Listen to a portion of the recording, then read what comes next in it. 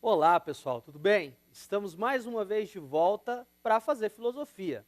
Retomando as nossas aulas anteriores, que falamos sobre os filósofos pré-socráticos, hoje, de um modo especial, iremos tratar dele, Pitágoras.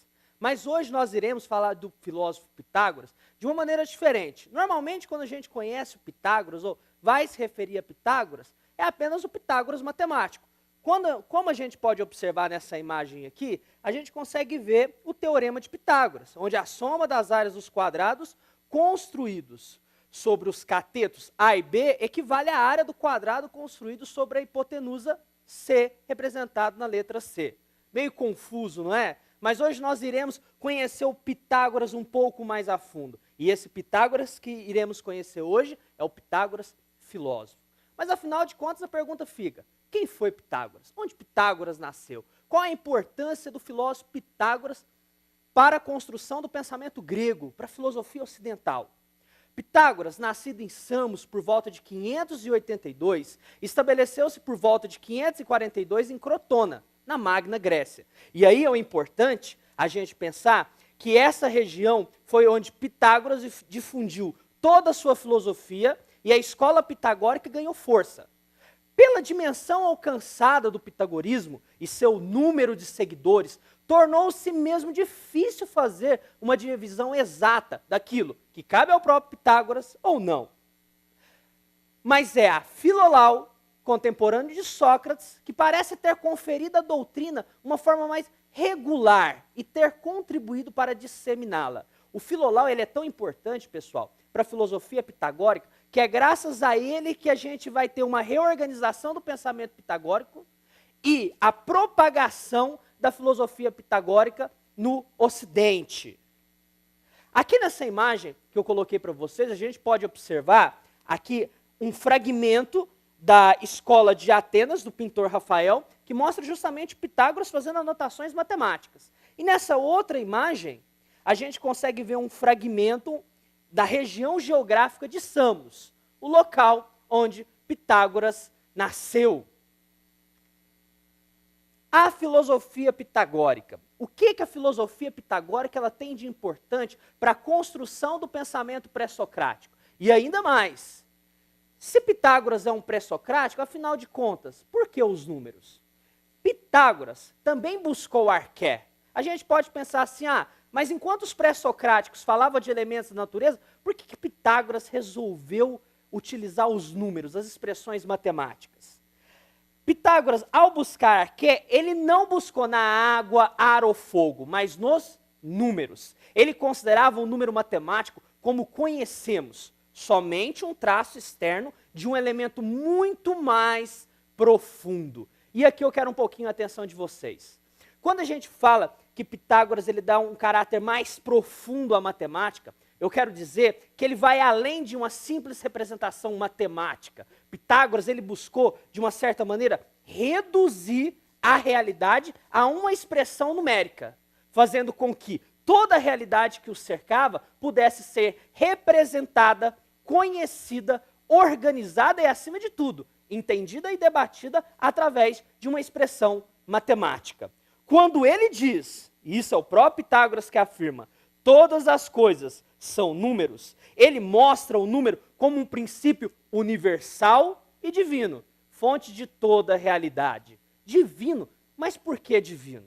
E aí a gente tem que entender um pouquinho mais da escola pitagórica. O pensamento de Pitágoras, ao ser disseminado cada vez mais, ele vai tomar uma certa característica e um aspecto de religiosidade. Isso mesmo, os pitagóricos entendiam que a proposta de Pitágoras para a explicação da realidade era tão profunda, tão mística, que chegava a ser divina.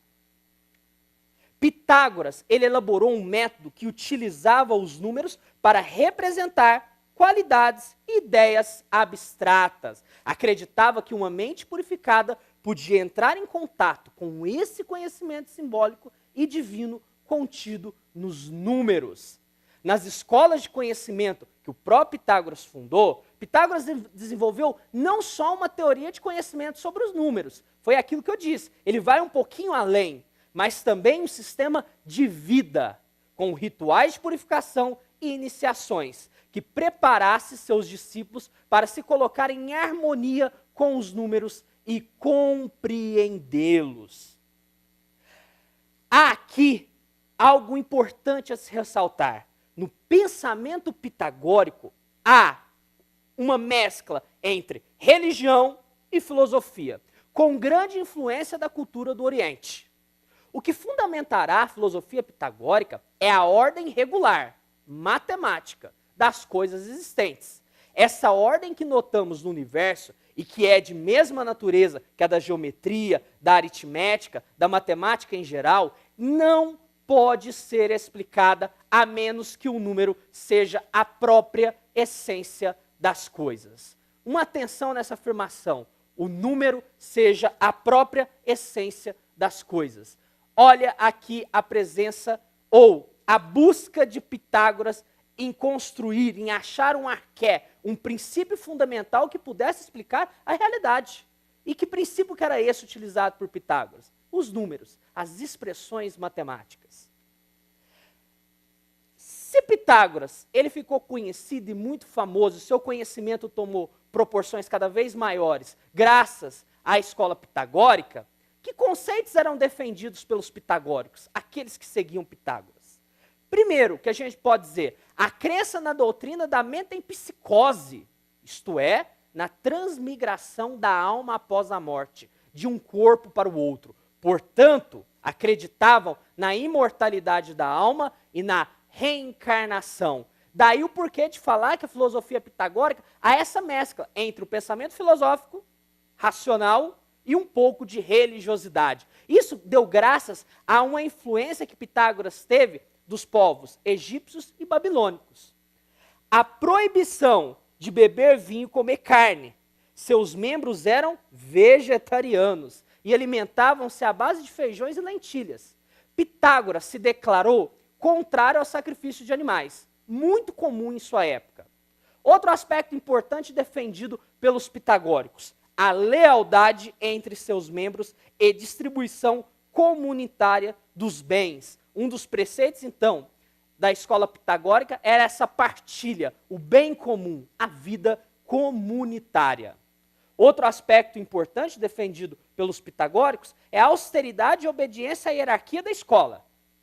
A purificação da mente pelo estudo da geometria, aritmética, música e astronomia.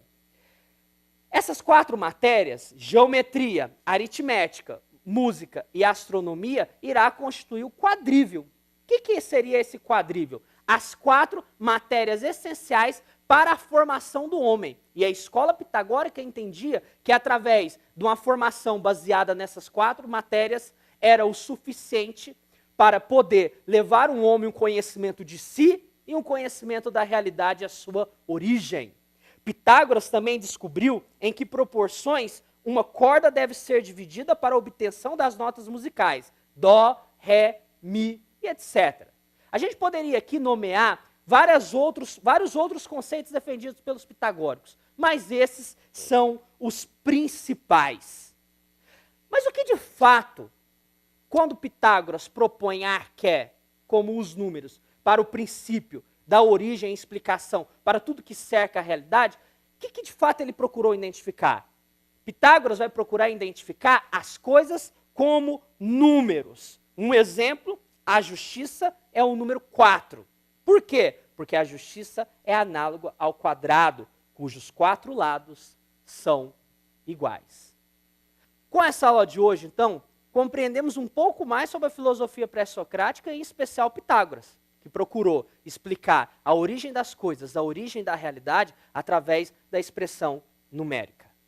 Convido vocês a continuar a ficar ligados em nosso canal e acompanhar as aulas. Daremos sequência aos outros filósofos pré-socráticos que ainda não falamos. Um abraço a todos e até mais.